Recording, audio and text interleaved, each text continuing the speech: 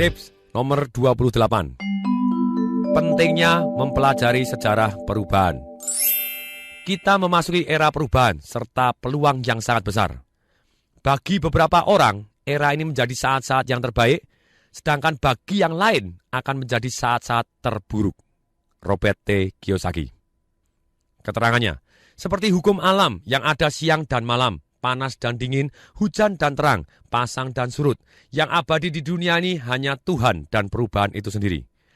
Robert Kiyosaki berharap bahwa perkiraan dia terhadap apa yang akan terjadi salah. Mungkin pemerintah bisa terus membuat janji-janji untuk mengurus orang, terus menaikkan pajak, dan terus tenggelam dalam hutang yang lebih besar. Mungkin bursa saham akan selalu naik dan tidak pernah turun lagi. Mungkin harga real estate akan selalu naik dan rumah Anda akan menjadi investasi terbaik Anda. Dan mungkin jutaan orang akan menemukan kebahagiaan dengan upah minimum mereka, serta bisa memberikan hidup yang lebih baik untuk keluarga mereka. Mungkin semua itu bisa terjadi.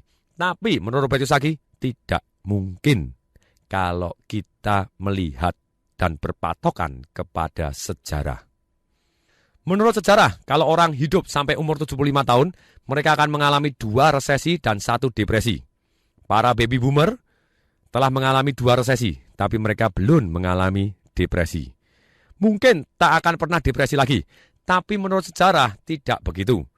Kita harus belajar sejarah ekonomi dan perubahan yang lebih panjang dan perspektif yang lebih baik tentang asal dan tujuan kita. Depresi bukan problem masa lalu, karena kita semua adalah manusia yang akan selalu mempunyai emosi serakah dan takut.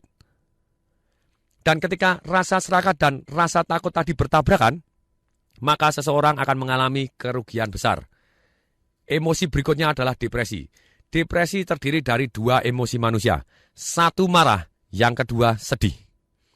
Marah pada diri sendiri dan sedih karena kerugian. Depresi ekonomi adalah depresi emosi. Di Indonesia atau di dunia ada siklus atau pola perubahan 12 tahunan. Kalau di Indonesia misalnya diawali tahun 1945 pada tahun 1945 ada kejadian Indonesia Merdeka. Perubahan ini menimbulkan peluang bisnis sehingga banyak orang kaya baru. Tahun 1957, 12 tahun dari 45, Malaysia merdeka. Terjadi perubahan peta perdagangan di Asia Tenggara, banyak orang kaya baru. 12 tahun dari 57, tahun 69, pemerintah Orde Baru membuat peluang dan membuat orang kaya baru.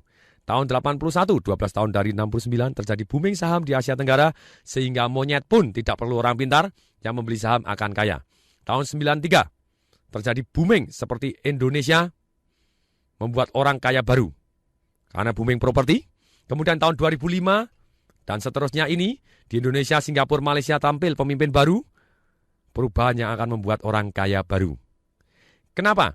Di setiap resesi dan depresi selalu ada orang yang miskin menjadi kaya, dan kenapa di setiap resesi dan depresi selalu banyak orang kaya yang bahkan jadi dinosaurus punah. Menurut Robert Kiyosaki, orang tumbuh semakin kaya melalui perubahan-perubahan ketika orang tersebut terus belajar atau open mind dan berani mengambil risiko atau take action. Saran saya, terus belajar, cari orang yang lebih baik dari Anda, belajar kepada mereka, dan take action. Miracle happen.